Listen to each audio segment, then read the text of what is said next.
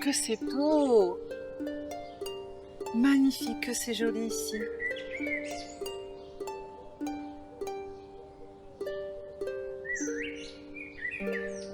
À quelle époque sommes-nous?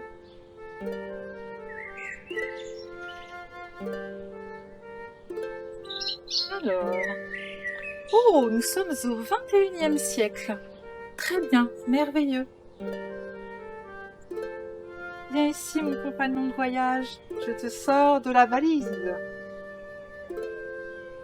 Oh, bonjour, vous êtes déjà là? On me nomme Dame Bergamote, gardienne des histoires perdues ou oubliées, à votre service. Je suis une voyageuse et raconteuse d'histoires. Je voyage à travers le temps, je traverse les époques où je capture chaque histoire que je rencontre dans cette petite fiole. Dans les silences de soirs de pleine lune, je l'ouvre et je laisse les récits s'évaporer dans mon grimoire. Ils se transforment en mots pour que nul ne les oublie. Aujourd'hui, c'est à vous qu'il ouvre ces pages. Et comme toute histoire commence par le passage d'un monde ordinaire vers un monde extraordinaire, je vous invite à fermer les yeux lentement et à compter jusqu'à 3. 1, 2, 3. Nous y voici. La porte du monde merveilleux des histoires est ouverte. Suivez-moi.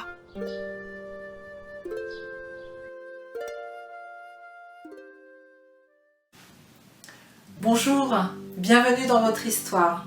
Installez-vous confortablement. Prenez une petite boisson chaude. Pour moi, ce sera un thé à la bergamote qui est déjà tout prêt, juste à côté. Nous commençons avec cette histoire qui s'intitule « La mémoire des morts ». Nous sommes à la fin du 19e siècle dans un petit village côtier dans l'est des Highlands d'Écosse appelé Cleet. C'est un village bordé par des falaises abruptes et exposé directement au vent de la mer du Nord. Il est isolé et difficile d'accès. Les conditions climatiques y sont rudes, surtout en cette période. Effectivement, nous sommes à la fin du mois d'octobre, le 30 exactement. Les journées sont beaucoup plus courtes et les nuits longues et froides. La brume venue de la mer envahit les collines dès la fin de l'après-midi et le vent souffle fort sur les falaises. Au fil des décennies, ce village, comme beaucoup d'autres dans les Highlands, se vide de ses habitants. Cleet est un village où les anciens demeurent et les jeunes partent pour les villes, happés par plus de modernité. Kenna fait partie de ces rares enfants à y avoir grandi, de ses 7 ans à l'âge qu'elle a aujourd'hui, 14 ans.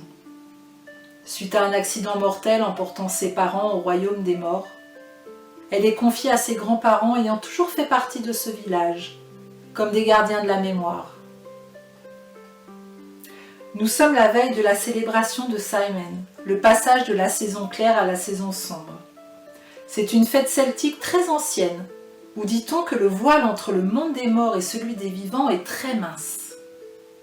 On dit que les hommes peuvent percevoir cette nuit-là les êtres de l'autre monde et que les esprits des ancêtres peuvent revenir rendre visite à leurs proches. Samhain n'est plus célébré ouvertement comme autrefois, mais vit encore dans les mémoires des anciens. À l'approche de cette nuit du 31 octobre, et tout au long de la saison d'hiver, de petites bougies sont allumées dans les foyers et des lanternes suspendues à des poteaux de bois dansent avec le vent. Chaque année, le grand-père de Kenna, Angus, aime raconter sur la place du village quelques légendes transmises oralement de génération en génération. Cela est une bonne occasion pour les quelques villageois de se rassembler autour d'un feu. Ce soir-là, Kenna est absorbée par une histoire en particulier autour de Samhain. Elle prend conscience à quel point cette transmission est importante. Qu'il pourrait être si facile de faire disparaître la mémoire de ses ancêtres et laisser s'inviter cette nuit-là, du 31 octobre, des esprits errants dans le monde des vivants. Elle n'a que 14 ans, mais elle est très éveillée à l'existence d'autres mondes. Ces traditions coulent dans ses veines. Elle ne peut imaginer un monde où le peuple vive dans l'ignorance de ces derniers.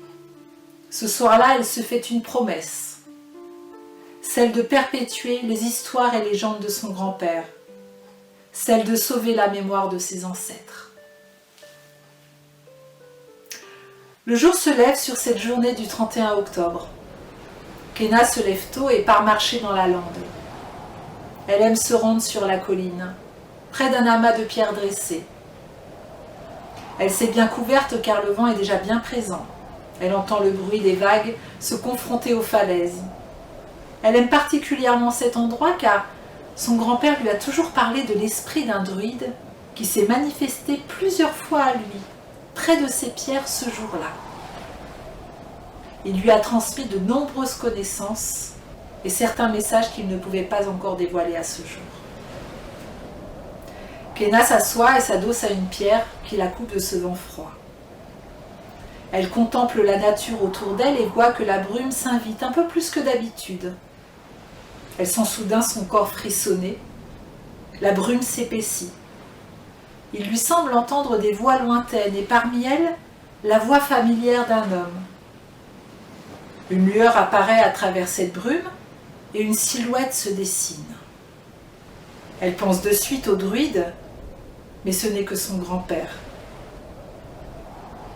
Voyant fortement le temps se dégrader, il est venu à sa rescousse pour qu'elle puisse retrouver le chemin de la maison. Les falaises sont toutes proches et un faux pas lui serait fatal. Comprends-tu mieux pourquoi nous allumons des lanternes et des bougies la nuit de Samhain ? C'est pour entre autres guider les âmes des morts vers la lumière afin qu'ils ne se perdent pas dans l'obscurité. La journée passe bien vite. Kenna et sa grand-mère préparent un autel d'offrande composé de bougies, de pommes, de miel, de pain, de sel, d'eau, de plantes séchées, de feuilles, de galets et de quelques branches. Elle nettoie la maison afin que tout soit en place à la nuit tombée. Tout est prêt pour accueillir et honorer les ancêtres, remercier la terre et le cycle de vie, inviter les esprits bienveillants et éloigner les énergies errantes.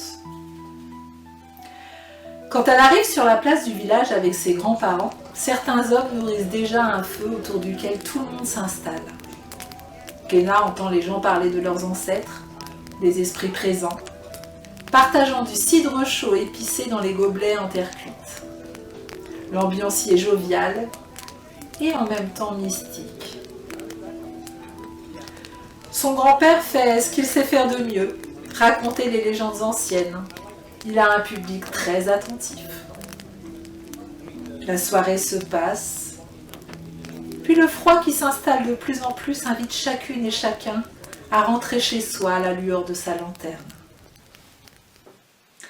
Il y a plus de bougies que d'habitude dans la maison. La lumière crée des ombres sur les murs.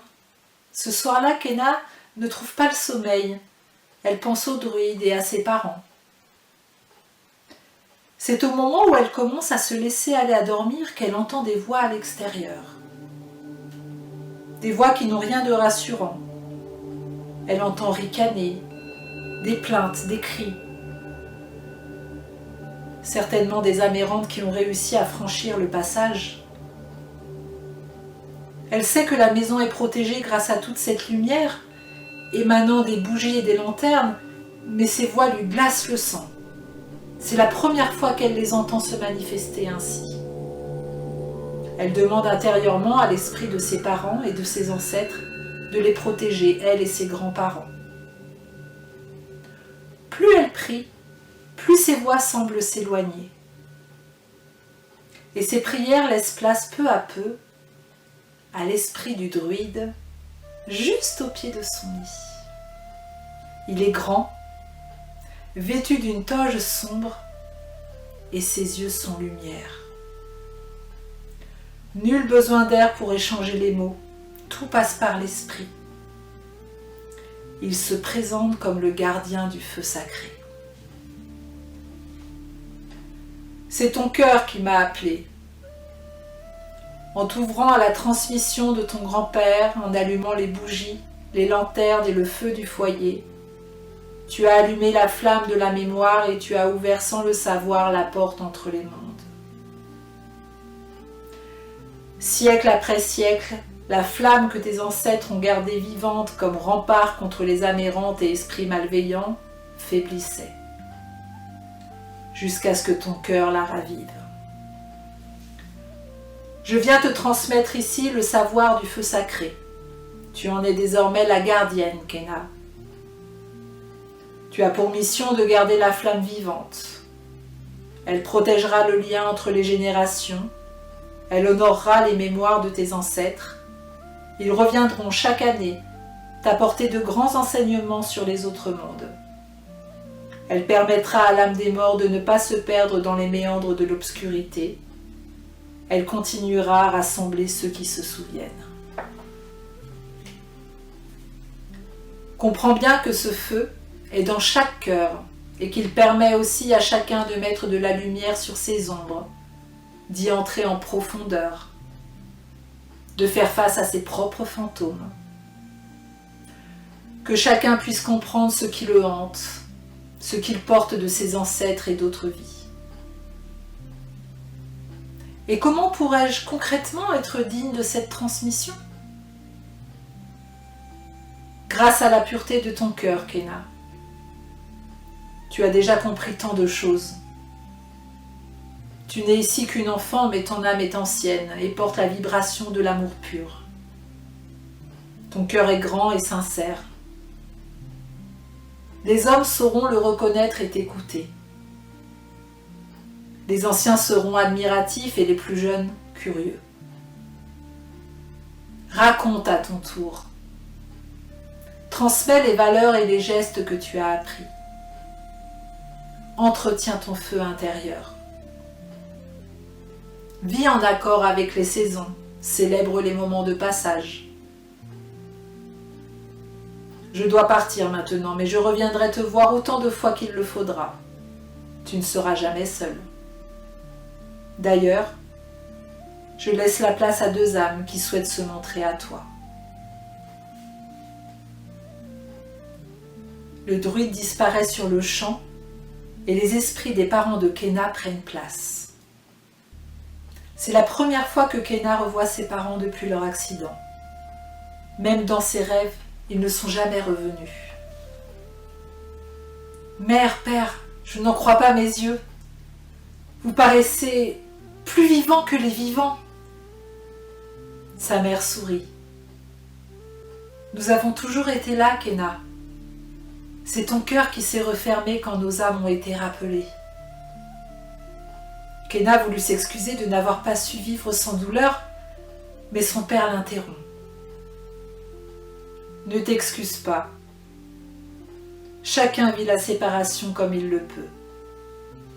Mais sache que celle-ci est une illusion. La vie ne se perd pas, elle se transforme. Ce que nous avons eu le temps de te donner demeure en toi à jamais. Tant que tu t'en souviendras, nous serons là. Dans chaque étoile qui brille, dans chaque flamme. Porte simplement l'amour et la lumière en toi. Fais qu'elle réchauffe les autres comme tu peux le ressentir ce soir.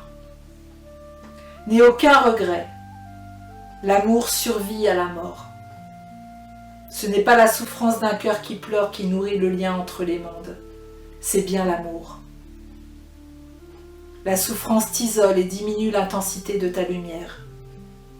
Elle peut être présente un temps, oui, mais souviens-toi d'ouvrir ton cœur à nouveau à l'amour. Ton chemin ne sera pas toujours facile, mais le feu sacré qui demeure en toi, non pas celui qui brûle, mais celui qui éclaire, ne s'éteindra jamais. L'amour pur est plus fort que tout. Il efface la haine, les peurs, dissout les rancœurs et apaise les blessures. Dans chacune de tes épreuves, il te rappellera la lumière. L'amour réconcilie, relie. Il est l'essence éternelle de ce feu sacré qu'il te revient de toujours nourrir. Khéna revient soudain à elle, comme si elle émergeait d'un état second. Et lorsqu'elle ouvre sa main, elle y découvre un pendentif en métal ancien sur lequel est gravée une flamme. Elle entretiendra toute sa vie ce feu sacré, se sentira toujours soutenue dans les épreuves, transmettra ce dont elle a hérité de ses aïeux, portera cet amour et cette lumière dans chacun de ses mots, dans chacun de ses gestes. Et un jour, elle rejoindra l'autre monde après avoir, elle aussi, transmis le flambeau à celles et ceux qui lui succéderont. Je vous salue et à bientôt dans cet espace-temps où toutes les histoires sont possibles.